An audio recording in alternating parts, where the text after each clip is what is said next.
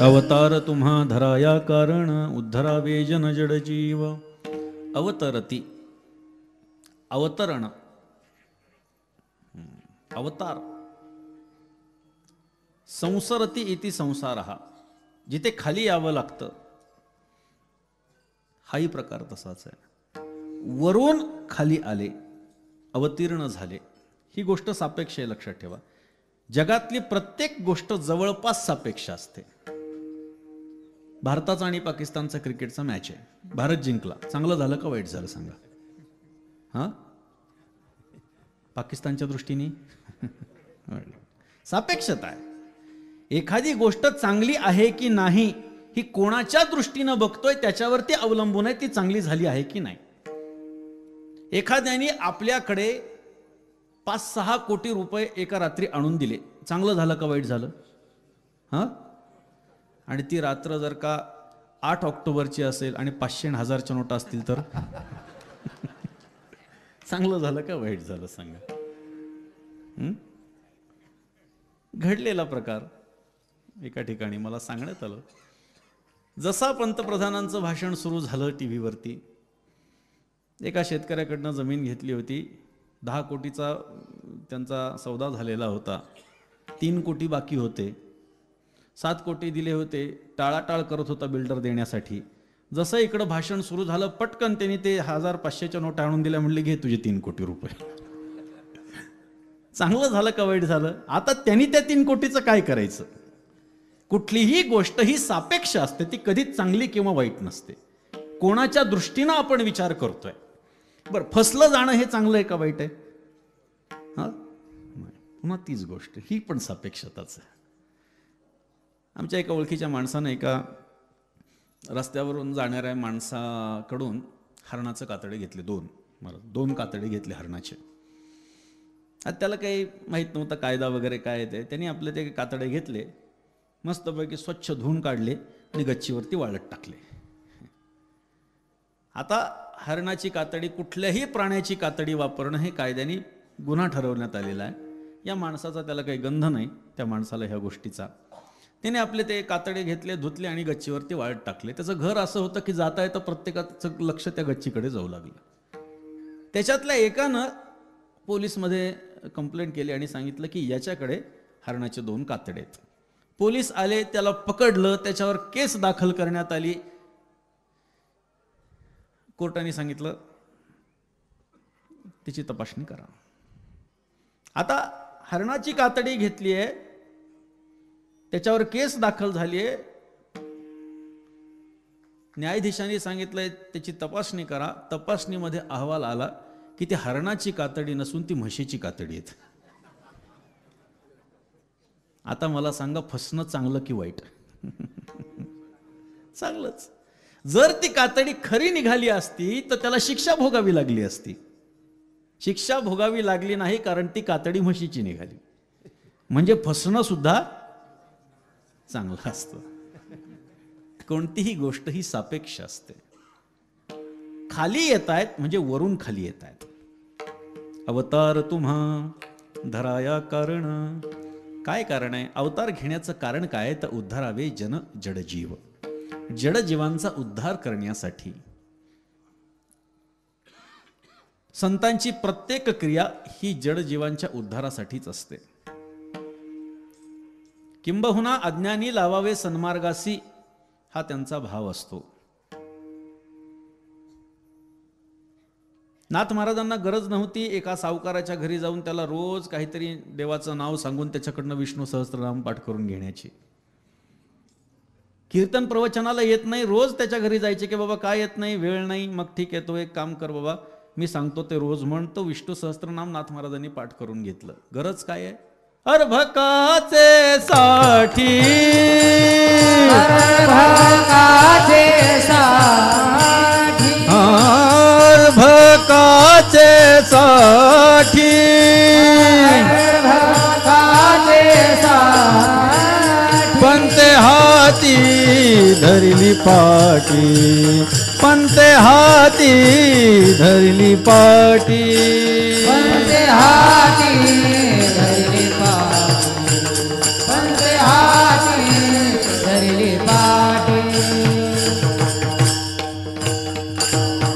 भकाचे साठी पंते हाती धरली पाठी, तैसे संत जगी क्रिया करुनी दावेती अंगी. येथे उपकारासाठी आले घर ज्या वैकुंठी, आम्ही वैकुंठवासी. सगळे कीर्तनकार हे सांगत असतात, आम्ही वैकुंठवासी आलो याची कारणासी, बोलिले जे ऋषी साच भावे वर्ताया. संतांचं कार्य हेच असतं, सर्वसामान्यांना सन्मार्गाला लावण्याचं. आता सन्मार्गाला लावताना काही जण असं आक्षेप घेऊ शकतात की संतांनी तर परमार्थच केला, स्वतःचाच परमार्थ केला, याच्यातून त्यांनी सन्मार्गाला लावण्याचं काम कुठे केलं? तुकोबाराय तर भंडारा डोंगरावरती जात होते, सन्मार्गाला लावण्याचं काम कुठे केलं? अहो, प्रत्यक्ष त्यांनी काय केलं हे बघायला तुम्ही नव्हतात, त्यामुळे तुम्ही हा विचार करू शकणार नाही, हा प्रश्न विचारू शकणार नाही. पण आज त्यांनी सन्मार्गाला लावण्याचं काम केलं हे दिसतंय. त्यांच्या एकेका अभंगावर हजारो कीर्तनकार शेकडो कीर्तन करतायत. त्यांच्या एकेका अभंगावर PhD होतीये, हे साधं काम नाहीये. त्याच्या पाठीमागचा विचार जेव्हा होतो की हा अभंग लिहिण्यामध्ये तुकोबाराय का प्रवृत्त झाले असावेत, हा अभंग नाथ महाराजांनी का लिहिला असावा, याच्या पाठीमागचा विचार होतोय, ही गोष्ट आहे. कधीतरी एखादा अभंग वाचण्यामध्ये आला आणि त्यामुळे जर त्याचं जीवन घडत असेल तर वाईट नाहीये. एखादा अभंग, एखादी ओवी सुद्धा माणसाचं जीवन बदलू शकते. मला सांगायला आवडेल, कदाचित मी कुठेतरी सांगितलं पण असेल, की एकनाथ महाराज एका ओवीमुळे पारमार्थिक क्षेत्राकडनं येण्याचं काम झालं माझं. एक ओवी. आपण नाथ महाराजांच्या वंशामध्ये जन्माला आलेलो आहोत, लोक येतच असतात, महाराज म्हणून पाय पडतच असतात, आपल्याला काही येऊ नाही तर न येऊ, ही एक प्रवृत्ती आधीच्या काळामध्ये होती. एक साधारण 10वीच्या दरम्यान. आणि जेव्हा कॉलेजमध्ये गेलो तेव्हा संत वाङ्मय वाचन करायचं म्हटल्यानंतर मुलं हसतील हॉस्टेलमध्ये, म्हणून अभ्यासाच्या पुस्तकामध्ये संत वाङ्मय घेऊन वाचत होतो. असं वाटायचं कोणीतरी हसेल, कोणीतरी बघेल. पण एक ओवी माझ्या बघण्यामध्ये अशी आली नाथ महाराजांची, की त्यांनी माझं जीवन बदलून टाकलं, माझी विचार प्रणालीच बदलून टाकली. रुक्मिणी स्वयंवरामधली ती एक ओवी अशी होती, मी जन्मलो धन्यवंशी, म्हणून हरिभक्ती आम्हासी, संत सोयरे निजसुखासी, वंश कृष्णासी निर्विला. बस ही एकच ओवी. नाथ महाराज म्हणतात, मी धन्य वंशामध्ये जन्माला आलेलो आहे, भानुदास महाराजांच्या वंशामध्ये जन्माला आलेलो आहे, म्हणून आम्हाला ही हरिभक्ती आहे. आणि संत सोयरे निजसुखासी, संत सोयऱ्या धायऱ्या सगट वंश कृष्णासी अर्पिला. सगळा माझा वंश मी कृष्णार्पण केलेला आहे. मग विचार आला, जर नाथ महाराजांनी आपल्याला कृष्णार्पण केलंय तर आपला आपल्या देहावरती हक्क नाही. आणि मग ह्या सगळ्या गोष्टी अध्यात्माच्या कॉलेजमध्ये सुद्धा उघडपणे वाचायला लागलो, लोकांनाही सांगायला लागलो. आणि मग विचार आला की ठीक आहे की आपण शिक्षण हे करण्याची गरज आहे, पण जे काही तत्वज्ञान आपल्या पूर्वजांनी जगाला दिलं आपल्याला तेवढं देता येणार नाही, पण त्यांच्या पावलावर पाऊल ठेवण्याचा प्रयत्न करणं हे आपलं कर्तव्य आहे. आणि म्हणून पारमार्थिक क्षेत्राकडे वळालो. मला सांगा, एक ओवी माझ्या जीवनामध्ये मला फार मार्गदर्शक ठरली. संतांचं वाङ्मय जर बघितलं, हजारो नाही लाखो लोक तरुण जाण्याची क्षमता त्यांच्या एकेका शब्दामध्ये आहे. त्यांचा काना, मात्रा, वेलांटी, उकार, आकार या सगळ्या गोष्टी जसाच्या तशाच म्हटल्या गेल्या पाहिजेत. आपल्याकडे एक म्हण आहे की नाही, की गाथ्यातलं म्हणायचं, माथ्यातलं म्हणायचं नाही. काही लोक असं म्हणत असतात, मला असं वाटतं की तुकोबारायांना हे असं म्हणण्याच्या ऐवजी असं म्हणायचं होतं. तुझा अधिकार नाही बाबा, तुझी लायकी पण नाही. तुकोबारायांनी लिहून ठेवलंय ना, लिहून ठेवलंय, तो त्यांचा अधिकार आहे. त्यांच्या अधिकाराच्या बाबतीमध्ये बघा, तुकोबाराय संतांचं वर्णन करतात म्हणजे एक प्रकारे ते स्वतःचंच वर्णन. माझ्या मनामध्ये आज जी भावना आहे, ही अभंगाचीच भावना माझ्या मनामध्ये आहे. तुम्ही संत माय बाप कृपावंत, काय मी पतित कीर्तिवाणू. तुमच्यासारखा एवढा मोठा महात्मा, शब्द प्रभू, ज्याचं शब्द हेच धन आहे, तो संतांचं वर्णन करत असताना जर का म्हणत असतील की आमच्याकडे शब्द अपुरे पडतायत, कायमी पतित कीर्तिवाणू, तर माझ्यासारख्या यह कश्चित जीवानं तुकोबारांची स्तुती करावी आणि मी जी स्तुती करतोय ती यथार्थ करतोय असं म्हणणं पातक आहे. विठ्ठल विठ्ठल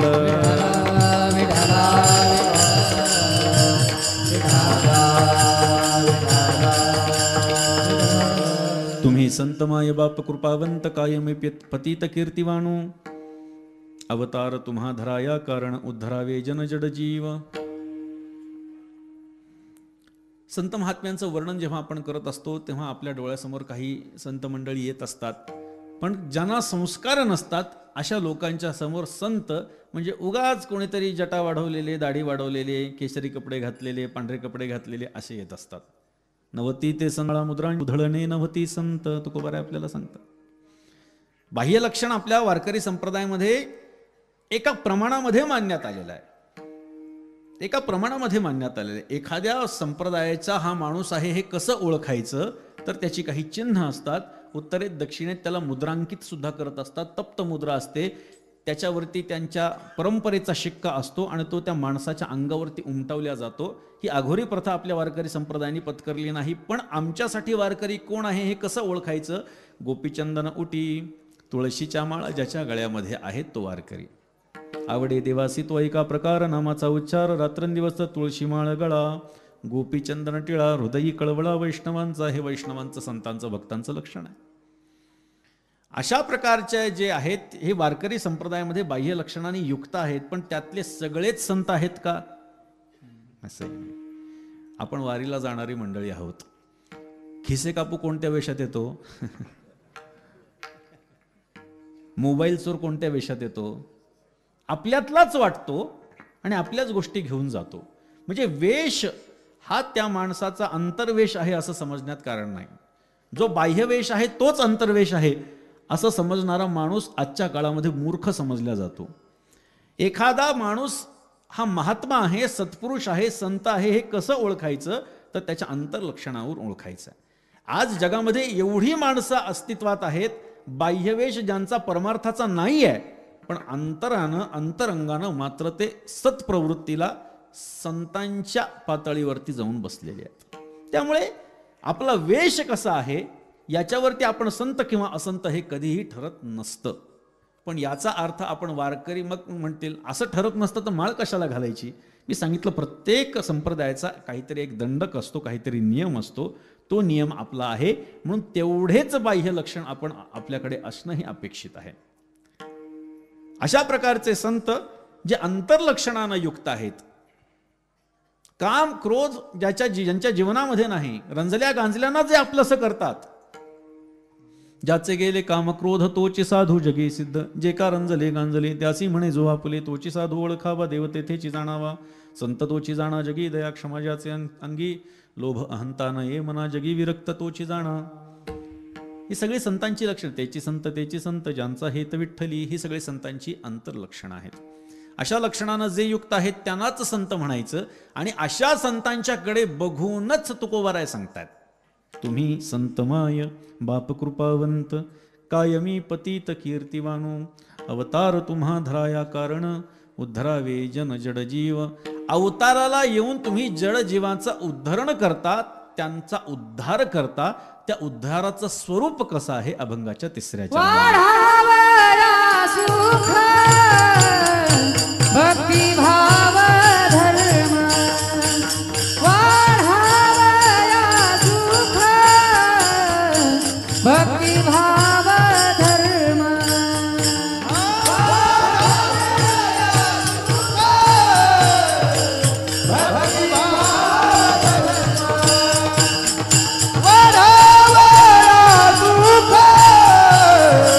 भक्ति भाव धर्म, वाढावया सुख भक्ती भाव धर्म, वाढावया सुख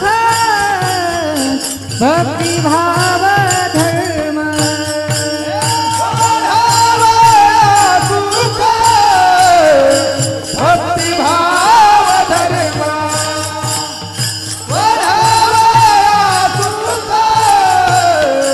भक्ति भाव धर्म, कुळाचार नाम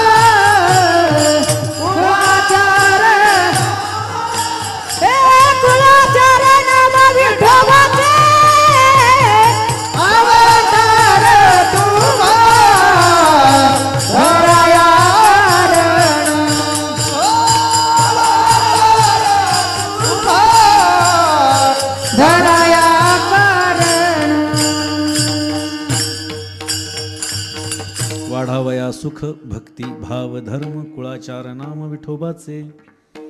प्रत्येकाला सुखाची अपेक्षा आहे. मज लागे दुःख व्हावे ऐसे कोणी भाविना जीवे. सुख प्राप्त व्हावे ते सतत असणारं असावं आणि दुःख जावं ते कायमचं जावं. प्रत्येकाचं सरळ सरळ मागणं असतं. कोणीही देवाला असं म्हणत नाही जरा एक 4 दिवसांसाठी मला सुखी ठेव, असं कधीच कोणी म्हणत नाही. देवा मला कायम सुखी ठेव आणि दुःख मला कधीच येऊ देऊ नको. दुःखाची आत्यंतिक निवृत्ती होऊ दे आणि परमानंदाची प्राप्ती होऊ दे. थोड्यापुरतं दुःख जाऊ दे असं म्हणणं म्हणजे एक प्रकारे कटिंग करणं आहे. आणि आत्यंतिक निवृत्ती म्हणजे टक्कल पडणं. पुन्हा उगवण्याचा प्रश्नच नाही. दुःख पुन्हा येण्याचा प्रसंग निर्माणच होणार नाही. प्रत्येकाला सुख पाहिजे. प्रत्येकाला सुख पाहिजे जरी असतं तरी कशाच्या माध्यमातून मिळतं हे सांगता येत नाही. म्हणून प्रत्येकजण स्वतःच्या मार्गाने जाण्याचा प्रयत्न करतो आणि तिथे फसतो. मार्गदर्शन करणारे संत महात्मे नसतील तर माणसाची फसण्याची शक्यता असते. परमार्थामध्ये सुद्धा फसगत करणारी माणसं कमी आहेत असं समजण्याचं कारण नाही. तिथे सुद्धा फार मोठ्या प्रमाणामध्ये फ्रॉड चालतं. कुठे कुठे चालतं पुन्हा मी जास्त वेळ आपला घेणार नाही, सांगणार पण नाही. थोडा तुम्ही सुद्धा अभ्यास ठेवा या गोष्टीचा. प्रत्येकाला सुखाची अपेक्षा आहे. सुख कशात मिळतं माहित नाही. मग ते सुख देवाच्या प्राप्तीमध्ये आहे हे संत महात्मे दाखवून देतात. सुख एक आहे हरी आठविता इतर जपता दुःख बहु. देवाच्या प्राप्तीमध्ये सुख आहे आणि त्या देवाच्या प्राप्तीसाठी तू काय केलं पाहिजेस याचा उपदेश करतात. म्हणजे वाढावया सुख संतांचं हे कार्य आहे. लोकांना उपदेश करून की कशाच्या माध्यमातून तुम्हाला सुखाची प्राप्ती होणार आहे हे सांगतात आणि देवापर्यंत पोचवतात. सुखरूप ऐसे तुझे कोण सांगा माझ्या पांडुरंगासारखे. ते पांडुरंग सुखरूप आहे म्हणजे देवाची प्राप्ती झालीच.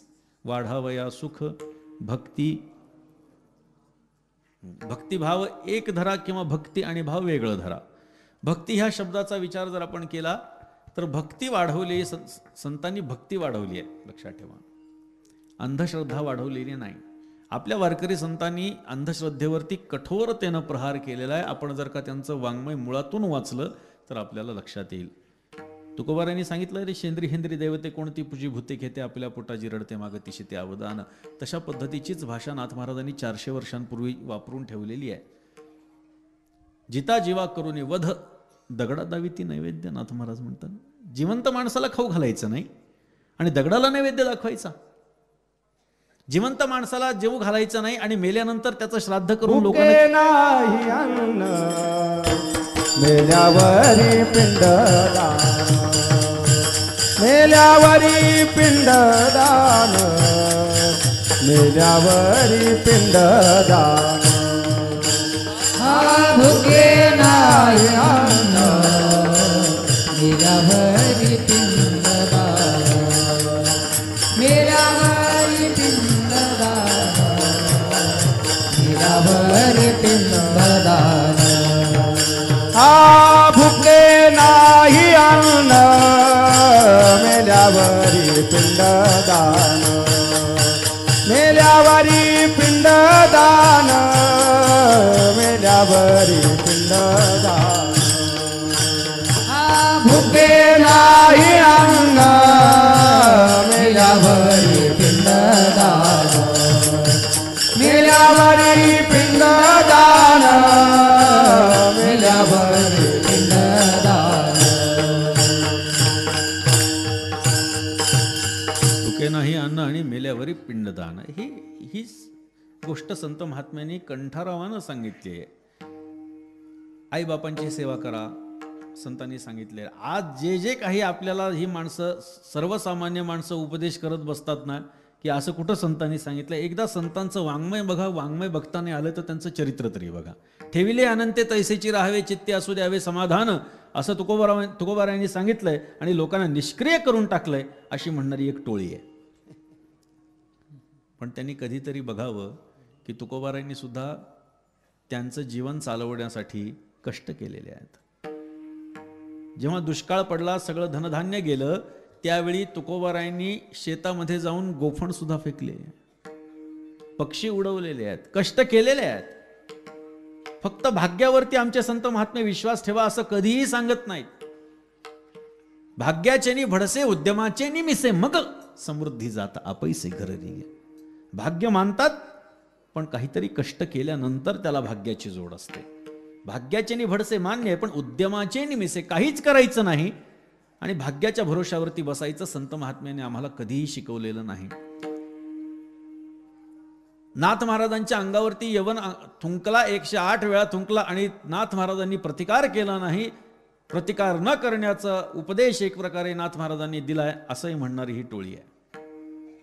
पण ही टोळी नाथचरित्र, नाथ महाराज त्यावेळी जरी शांत बसलेले असले तरी जेव्हा परकीय आक्रमण सद्गुरूंच्या किल्ल्यावरती आलं, दौलताबादच्या किल्ल्यावर आलं, शांतीब्रह्म एकनाथ महाराज हातामध्ये तलवार घेऊन घोड्यावर बसून शत्रूचा निपात करून पुन्हा येऊन दारामध्ये येऊन बसले. हे सांगता येत नाही. अर्धवट सांगून लोकांना भ्रमिष्ट करणं हे या लोकांचं काम असतं. त्यामुळे कधीही अर्धवट लोकांच्या नादी लागू नये. अर्धवट जे असतं ते जास्त वाजत असतं. त्यामुळे त्याच्याहून उखळ पाण्याला खळखळाट फार, उथळ पाण्याला अर्ध भांड वाजतं. कधीही पूर्ण भरलेल्या भांड्यामध्ये आपल्याला आवाज येत नाही पाणी टाकताना, पण अर्धा असेल तर जोर जोरात वाजत असतं. त्यामुळे ह्या लोकांच्या नादी न लागता स्वतःचं डोकं आपण कुठेतरी चालवलं पाहिजे. खरोखर ही व्यक्ती अमुक एक गोष्ट सांगते, ती खरी आहे का? तुकोबारायांचा खून झाला, कोणाच्या सडक्या मेंदूतून आली ही गोष्ट सांगा. अहो, आमच्या वारकऱ्यांची श्रद्धा आहे तुकोबाराय सदेह वैकुंठाला गेले. अहो, ही श्रद्धा आहे म्हणून नाही, तुकोबारायांनी स्वतः सांगितलंय. स्वतः आम्ही जातो तुम्ही कृपा असू द्यावी, सकाळा सांगावी विनंती माझी, वाड वेळ झाला उभा पांडुरंग, वैकुंठा श्रीरंग बोलवितो. काय हे सगळं तुकोबारायांनी सांगितलेलं असून सुद्धा नवयुवकांच्या डोक्यावरती परिणाम वाईट करण्यासाठी ही माणसं अर्धवट सांगत असतात. ह्या लोकांच्या नादी न लागता, अर्थात त्यांच्या नादी लागायचं नाही म्हणून त्यांनी सांगितलेल्या गोष्टीवर आपण गप्प बसायचं हे मला तरी मान्य नाही. त्यांचं त्यांना बोलू द्या, आपल्याला काय करायचं नाही. त्यांना उत्तर हे आपण दिलं पाहिजे. आपल्याकडे प्रमाण आहेत, आपली श्रद्धा आहे, आपण आपल्या श्रद्धास्थानांवरती जे बोट दाखवतात त्यांना त्यांचीच बोट हातामध्ये दिली पाहिजेत. ह्या विचाराचा मी स्वतः आहे, लक्षात ठेवा. त्यामुळे संत महात्म्यांनी स्वतःचं जीवन खर्ची घातलेलं आहे. त्यांना किती त्रास सहन लागला. आपल्याला थोडासा त्रास झाला, कीर्तन जर का 10 कीर्तनं झाली आणि प्रवास झाला तर आपण थकून जातो आणि म्हणतो काय आता कंटाळा आला, बस बाबा. देह कष्टविती परोपकारे, स्वतःचा देह झिजवत लोकांच्या साठी देह झिजवतायत. हे त्यांचे फार मोठे आपल्यावरती उपकार आहेत. संतांचा उपकार सांगावया नाही पार, आपणा सारिखे करीती याती कुळ नाही चित्ती, दया अंतरात वसे दुजेपणा तेथे नसे, उदारपणे उदार एका जनार्दनी निर्धार. एवढे संत महात्मे उदार आहेत. म्हणून तुकोबाराय सांगतात, वाढावया सुख भक्ती भाव धर्म, कुळाचार नाम विठोबाचे अवतार तुम्हा धराया कारण, उद्धरावे जन जड जीव विठोबा रखुमाई. जय जय विठोबा रखुमाई, जय जय विठोबा रखुमाई, विठोबा रखुमाई, विठोबा रखुमाई, विठोबा रखुमाई, विठोबा रखुमाई, विठोबा रखुमाई, विठोबा रखुमाई, विठोबा रखुमाई, विठोबा रखुमाई, विठोबा रखुमाई,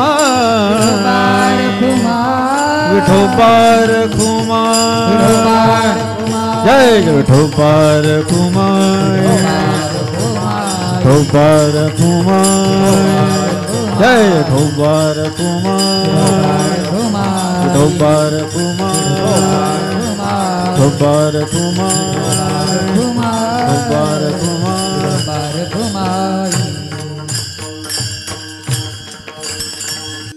हे पण आपलं एक वैभव आहे, लक्षात ठेवा. पण लोक नाचतात ना, काही ठिकाणी जर आपण गेलं, टाळकरी पावले खेळू लागले तर माणसं हसतात की कसं नाचतात बघा.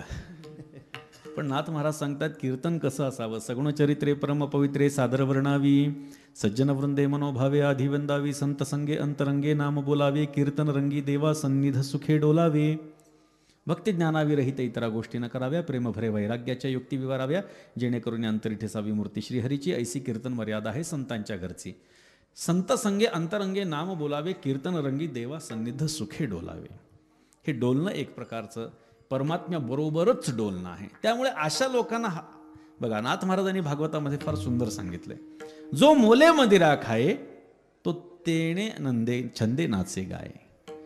जो पैसे देऊन दारू पितो तो त्याच्यामध्ये मस्त असतो. मग ज्याने ब्रह्मानंदू सेविला आहे तो केवी राही आवरला. ज्यांनी ब्रह्मानंदाचं प्राशन केलेलं आहे तो आवरलेला राहील का? त्यामुळे ही टाळकरी नाचणारच आहेत. त्यामुळे संत महात्म्यांनी सगळ्यांसाठी उपदेश केला, लक्षात ठेवा. नाचा असा जसा बाकीच्यांना उपदेश केलाय तसा जे नाचत नाहीत आणि त्यांच्याकडे बघून हसतात त्यांच्यासाठी पण उपदेश आहे. कीर्तन रंगी जे नाचती तया जे कोणी हसती त्याचे पूर्वज नरका जाती. हे सांगून ठेवलंय. त्याच्यामुळे असं हसण्यातही अर्थ नाही. आपण सर्व जाणते आणि पक्के वारकरी आहात. पक्के वारकरी सांगण्याची गरज नाही, माणसं बघितले की लक्षात येतं. आपण सर्वजण या ठिकाणी ह्या परिसरातली नाही, महाराष्ट्रातली जवळपास या मंडपातली जी काही पुरुष मंडळी त्याच्यातली अर्धी तर मला असं वाटतं कीर्तन करत असतील.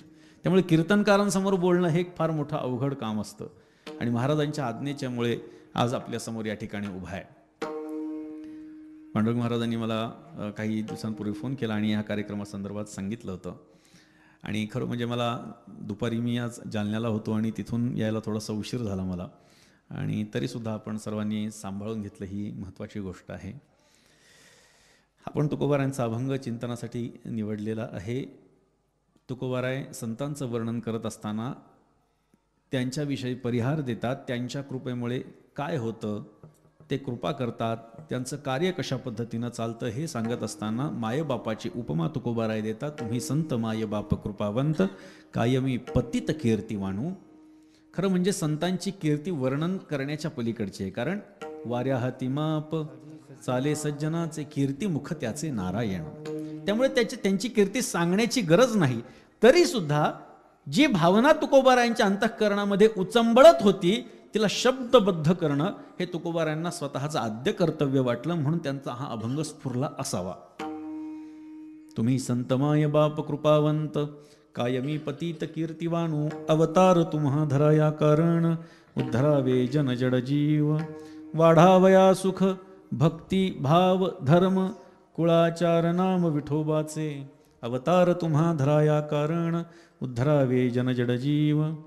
तुका म्हणे गुणचंदनाचे अंगी, तुका म्हणे गुणचंदनाचे अंगी. तैसे तुम्ही जगी संतजन, अवतार तुम्हा धराया कारण, उद्धरावे जन जड जीव.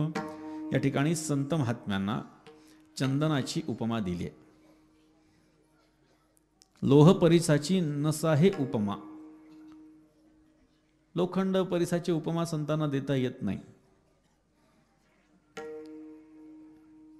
परीस हा लोखंडाचं सोनं करतो. परीस हा लोखंडाचं सोनं करतो म्हणून त्याला महत्व आहे. पण संत महात्मे त्याच्याही पुढचे आहेत. संतांचा स्पर्श ज्या दगडाला होईल त्या दगडाचा परीस करण्याचं सामर्थ्य संतांमध्ये आहे. विठ्ठल विठ्ठल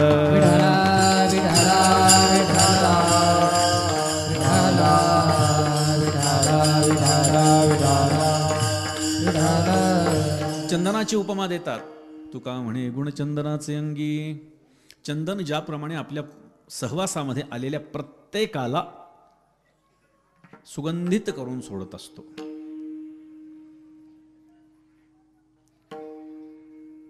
बाभळीचे झाडं असतील, कडुलिंबाचे झाडं असतील, कशाचेही झाडं असतील, त्याचा सुवास, स्वतःचा सुवास चंदन दुसऱ्याला देऊन टाकत असतो. तसं बघितलं तर इतर उपमा का दिल्या नाहीत? गुलाबाच्या झाडाची उपमा का दिली नाही? कारण गुलाबाचा वास फक्त घेतला तो फक्त गुलाबाला येतो, त्याच्या दांड्याला येत नाही. त्याचे काटे तर टोचत असतात. चंदनाचं उदाहरण यासाठी दिलं असावं की मुळापासून ते वरपर्यंत चंदन हा सुगंधितच असतो, पण या सुगंधाची जाण आपल्याला नसते, म्हणून त्या चंदनाचा अपमानही आपल्याकडनं होतो. त्याचं कारण सांगतो. एक सुभाषितकार फार सुंदर बोलतात. अतिपरिचयात अवज्ञा संततगमनादनादरो भवती मलये भिल्ल पुरंद्री चंदन तरुकाष्टमिंधनम कुरुते. मलायागिरी पर्वतावरती सगळी चंदनाची झाडं आहेत. अतिपरिचयात अवज्ञा. एखाद्या माणसाकडे जर सारखं सारखं आपण जात असू तर आपली अवज्ञा त्या ठिकाणी होत असते. मी सांगत असतो, एखाद्या दिवशी आपण खूप दिवसात एखाद्या माणसाकडे गेलो, तो आनंदाने बेबावतो, वा वा वा वा तुम्ही आलात, फार आनंद झाला, या या या, चला जेवण केल्याशिवाय जायचं नाही, फार आग्रह करतो. दुसऱ्यांदा 4 दिवसांनी आला, अरे या या या बसा बसा, काय चहा घेणार, कसं काय. तिसऱ्यांदा आला तर पाणी हातात देतो, चहाचं निघताना विचारतो घेणार का कसं. कशामुळे? अतिपरिचयात अवज्ञा. सारखं सारखं एखाद्या ठिकाणी जाऊ लागलो की अवज्ञा होते. मलये भिल्ल पुरंद्री चंदन तरुकाष्टम इंधनम कुरुते. मलयगिरी पर्वतावरची जे झाड आहे म्हणून ती काय करते, तिची अतिपरिचय झालेला आहे. बाहेर विकलं तर ते चंदन लाखो रुपयाला विकल्या जातील, पण चंदनम तरुकाष्टम इंधनम कुरुते. पाणी तापवायचं लाकडं म्हणून ती वापरते ते चंदन. संत महात्मे आपल्याला सहजतेनं उपलब्ध आहेत, त्यामुळे त्यांची किंमत आपल्याला नाही. जर ते उपलब्ध नसले असते तर कदाचित देव जसा उपलब्ध दिसत नाही म्हणून त्याच्या भेटीसाठी माणूस प्रयत्नशील असतो. नाथ महाराज सांगतात, अहो लोकांनी विचारलं, नाथ महाराज अहो देव का दिसत नाही हो. नाथ महाराज म्हणतात, अहो देव जर दिसला असताना तर त्याचा लोकांनी अपमान केला असता. स्वात्मसुखामध्ये नाथ महाराज सांगतात, ते सांगतात सूर्य रोज उगवतो आणि रोज मावळतो, त्याच्यामुळे आपल्याला काय अजीवनसत्व मिळतं, त्याच्यामुळे आपल्याला अन्न खायला मिळतं, त्याच्यामुळेच आपला प्राणवायू आहे, त्याच्यामुळेच आपण जगू शकतो. असा तो सूर्यदेव, अशी ती सूर्यदेवता, त्याला किती जण अर्घ्य देतात सांगा, म्हणतात नाथ महाराज. तो डोक्यावर आल्यानंतर याला जाग येते की हा आलाय आज. अशी माणसं असतात. अपमान आहे हा देवाचा. अग्नी देवता आहे, पण थंडी वाजू लागल्यानंतर हात शेकता शेकता पाय सुद्धा पुढे करतोच. नाथ महाराज म्हणतात, जर देव असा असला दिसत असला असताना त्या देवाचाही लोकांनी अपमान केला असता. म्हणून देव सर्वसामान्यपणे लोकांना दिसत नाही. संत महात्मे हे सरळ सरळ दिसतात, अर्थात ओळखू येत नसतात, हे लक्षात घ्या. दिसत जरी असले तरी ते ओळखू येत नसतात, कारण आपली पात्रता तेवढी नसती. आपली सत्प्रवृत्ती असेल तरच सत्प्रवृत्तीचा माणूस आपल्याला दिसत असतो. याला दृष्टीसृष्टीवाद म्हणतात. आपल्याला माहिती आहे, दुर्योधनाला परमात्म्यानं सांगितलं सभेमध्ये जा आणि सज्जन कोण आहे त्याचे नाव लिहून आण. तो गेला, बघितलं, अरे हा सज्जन नाही, हा सज्जन नाही, हा सगळे आला. सांगितलं देवा सज्जन कोणीच नाही. धर्मराजाला सांगितलं या सभेत जा, दुर्जन कोण आहे त्यांची यादी घेऊन ये. धर्मराज युधिष्ठिर गेले, बघितलं, अरे हा पण सज्जन आहे, हा पण सज्जन आहे, हा पण सज्जन आहे, दुर्जन कोणीच नाही. वापस आला आणि सांगितलं देवा दुर्जन कोणीच नाही. सभा तीच आहे, पण दुर्योधनाला कोणी सज्जन दिसत नाही आणि धर्मराजाला कोणी दुर्जन नाही. आपली दृष्टी असते तशी आपल्याला सृष्टी दिसत असते. जसा आपण ज्या रंगाचा चष्मा घालतो त्या रंगाची सृष्टी आपल्याला दिसते, असं म्हण आहे आपल्याकडे. त्यामुळे संत महात्मे हे रोज आपल्या समोर असतात, पण आपल्याला दिसत नाहीत, कारण आपण त्या पात्रतेचे नाही आहोत. दुर्लभम त्रैमेव तद्देवानुग्रह हेतुकम मनुष्यत्वम मुमुक्षुत्वम महापुरुष संश्रयः. मनुष्यता, मुमुक्षुता आणि संतांचा सहवास या 3 दुर्लभ गोष्टी आहेत. या गोष्टी आपल्याला प्राप्त झाल्या तर आपल्यासारखा नशीबवान आपणच आहोत. संत महात्म्यांना संत ओळखू येतात म्हणून ते त्यांचं वर्णन करण्यामध्ये प्रवृत्त होत असतात. त्यांचं वर्णन मी करू शकत नाही हा त्यांचा नम्रपणा आहे. म्हणून तुकोबाराय या अभंगात सांगतात की संतांचं वर्णन करत असताना तुकोबाराय बोलतात, तुम्ही संतमाय बाप कृपावंत कायमी पतित कीर्तिवानू अवतार तुम्हा धरया कारण उद्धरावे जन जडजीव. यथामते अभंगाचा विचार झाला. आपली वेळ पण संपलेली आहे.